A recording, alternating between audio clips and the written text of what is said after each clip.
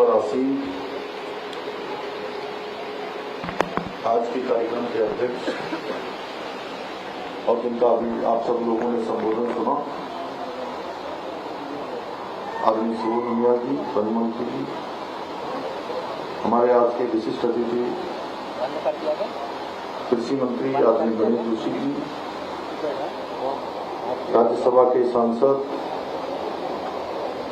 वरिष्ठ नेता आदरणीय नरेश बंसल जी, आर के सुधांशु जी, प्रमुख सचिव वन समित सिन्हा जी और श्री आर के मिश्र जी, प्रमुख वन संरक्षक वन्य जीव राजीव गुरम जी, हमारे यहाँ पर आए हुए सभी अधिकारीगण, सभी अतिथिगण और विद्यालय से आए हुए सभी हमारे प्रिय छात्र एवं छात्राएं, प्यारे बच्चों, अभिभावकगण, हमारे सभी शिक्षकगण, मीडिया के सभी मित्र, मैं आज के इस विशिष्ट कार्यक्रम में उपस्थित होने पर आप सभी वन प्रेमी मीडिया बंधु, सभी अधिकारीगण, कर्मचारीगण, सभी का मैं हृदय से स्वागत करता हूं, आप सबका अभिनंदन करता हूं। आज का ये कार्यक्रम केवल एक औपचारिक कार्यक्रम मात्र नहीं है, बल्कि प्रकृति और मानव के शाश्वत संबंधों को पुनः स्मरण करने का एक बहुत महत्वपूर्ण क्षण है। इसलिए मैं आज उन सभी व्यक्तियों और उन सभी संस्थाओं को भी हृदय से नमन करता हूं जो वन्य जीव संरक्षण के लिए दिन रात काम कर रहे हैं। भाइयों बहनों, वन्य जीव हमारी आस्था, संस्कृति और परंपरा का अभिन्न हिस्सा रहा है, क्योंकि हमारी देवी देवताओं ने इनके साथ हमें सह अस्तित्व का संदेश दिया है। जैसे माँ दुर्गा का वाहन शेर है, गणेश जी का वाहन मूषक है, माँ सरस्वती जी का हंस है, भगवान कार्तिकेय का मोर, लक्ष्मी जी का उल्लू, देवादिदेव महादेव के कंठ पर विराजमान नागराज और साथ बैठे नंदी, ये सभी हमारी सनातन संस्कृति में मानव और जीव जगत के बीच एकात्म भाव के प्रतीक हैं। हमारी संस्कृति में कहा गया है, नर में नारायण, पौधों में परमात्मा और जीवों में शिव का दर्शन करें। यही कारण है कि आदिकाल से वन्य जीवों का संरक्षण भारत की जीवन पद्धति का स्वाभाविक हिस्सा रहा है। इसी परंपरा को आगे बढ़ाते हुए भारतीय वन्य जीव बोर्ड ने अक्टूबर के प्रथम सप्ताह को वन्य जीव प्राणी सप्ताह मनाने का निर्णय लिया है। इस पूरे सप्ताह प्रदेश भर में जन जागरूकता के कार्यक्रम, विविध कार्यक्रम, वाद विवाद प्रतियोगिताएं, गोष्ठियां, पक्षी अवलोकन और फिल्म प्रदर्शन का आयोजन किया जाएगा। मुझे विश्वास है कि ये गतिविधियां हमारे युवाओं में, छात्रों में, आने वाले हमारे नौनिहालों में प्रकृति और वन्य जीवन के प्रति गहरी संवेदनशीलता उत्पन्न करेंगी। भाइयों बहनों, हमारे प्रदेश में प्रकृति का हमें अनुपम आशीर्वाद है। हमारी लगभग 14.77% भूमि 6 राष्ट्रीय उद्यानों, 7 वन्य जीव विहारों, 4 संरक्षण आरक्षित क्षेत्रों के रूप में संरक्षित है, जबकि पूरे देश में अगर हम इसकी अनुपातिक रूप से तुलना करें तो ये लगभग 3 गुना के आसपास हमारा ज्यादा है। 5.27% ही पूरे देश का अनुपात है। ये बड़ा अंतर राज्य की जो पर्यावरणीय प्रतिबद्धता है उसका स्पष्ट प्रमाण है। उत्तराखंड की हरियाली और इसमें स्वच्छंद विचरण करते हुए वन्य जीव वर्ष भर और देश विदेश से आने वाले लाखों पर्यटकों को आकर्षित करते हैं। एशिया के पहले राष्ट्रीय उद्यान जिम कॉर्बेट पार्क और राजाजी नेशनल पार्क बाघों सहित अन्य जानवरों को देखने के लिए हर साल हजारों पर्यटक आते हैं। पर्यटकों की सुविधाओं को ध्यान में रखने के साथ साथ हमारी सरकार वनों के प्राकृतिक स्वरूप को अक्षुण्ण बनाए रखने, वन्य जीवों की सुरक्षा के लिए भी प्रतिबद्ध होकर काम कर रही है।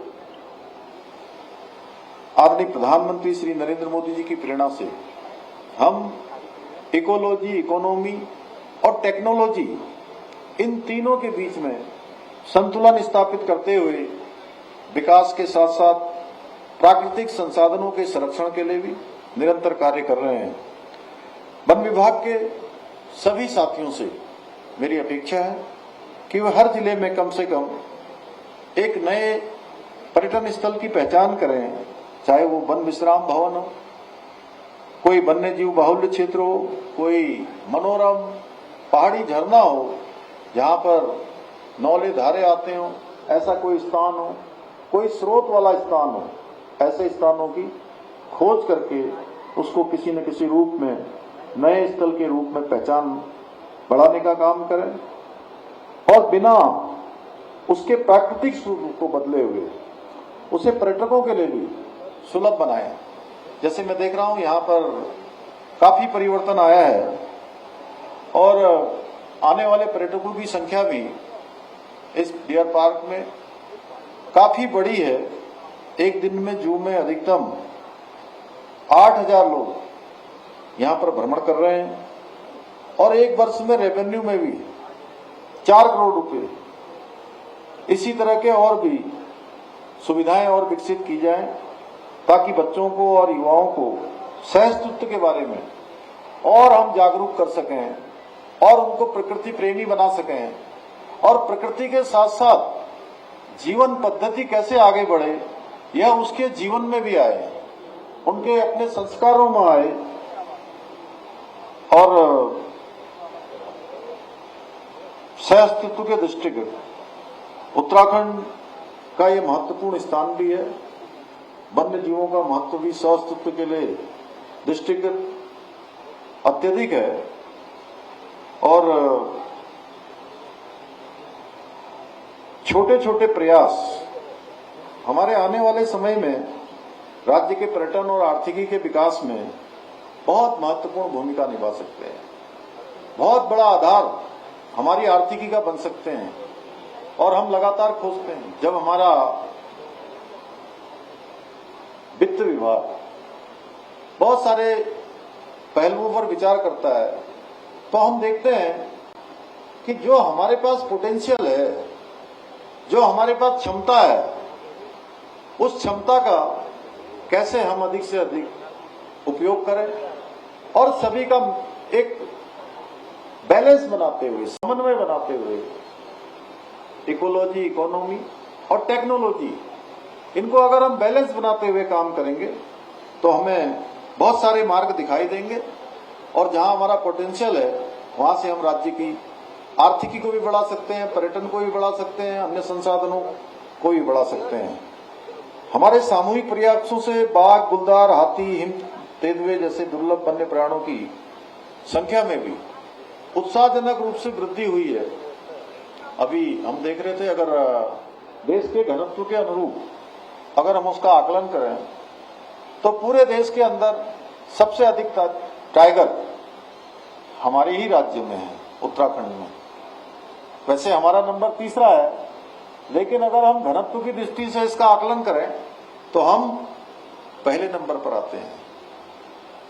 परंतु इनके साथ साथ मानव वन्य जीव संघर्ष की चुनौतियां भी हैं। इस संघर्ष को कम करने के लिए हम आधुनिक तकनीकी और वैज्ञानिक उपायों का उपयोग कर रहे हैं।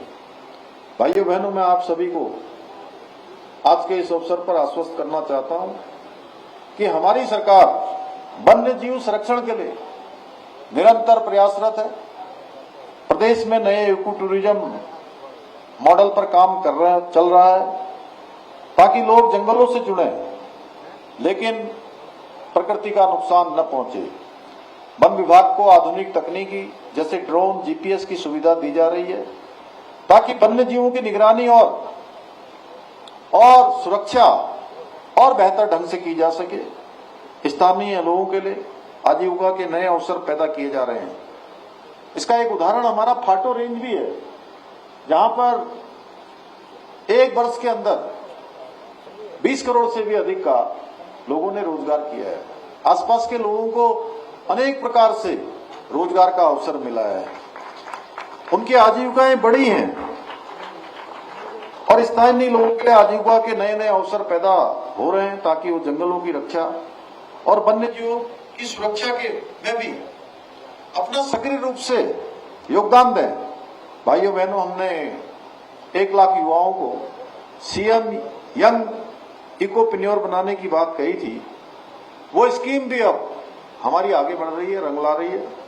मुझे बताया गया कि इस स्कीम के अंतर्गत nature guide, drone pilot, wildlife photographer, eco tourism, वन्य जीव टूरिज्म और आदि कौशल कार्यों को एक उद्यम के रूप में परिवर्तित किए जाने की दिशा में काम आगे बढ़ चुका है।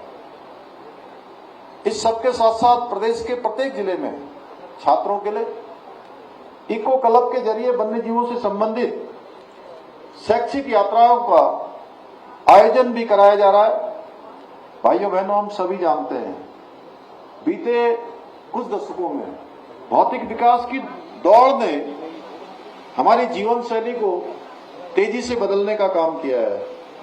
ये बदलाव पहले भी आवश्यक था और अब भी है, लेकिन हमें नहीं भूलना चाहिए कि अगर हम विकास की दौड़ में प्रकृति, पर्यावरण और वन्य जीवों को पीछे छोड़ देंगे तो हमारा ये विकास हमेशा अधूरा रहेगा और हमारी आने वाली पीढ़ियों के लिए हमेशा एक संशय पैदा करेगा, उनके लिए खतरा पैदा करेगा। इसलिए हमारा प्रयास होना चाहिए कि भौतिक विकास और पर्यावरण का संतुलन हर हाल में बने रहे। जहां हमारे लिए इकोनॉमी जरूरी है, वहीं हमारे लिए इकोलॉजी भी बहुत जरूरी है।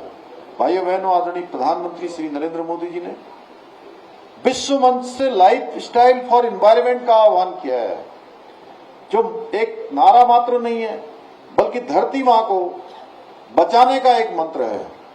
आज के इस अवसर पर मैं आप सभी के माध्यम से उत्तराखंड में आने वाले सभी हमारे पर्यटकों से भी ये अनुरोध करना चाहता हूं कि जब भी वो जंगल सफारी या किसी धार्मिक पर्यटन के स्थल पर जाएं तो वहां स्वच्छता का अवश्य ध्यान करें, गंदगी न फैलाएं।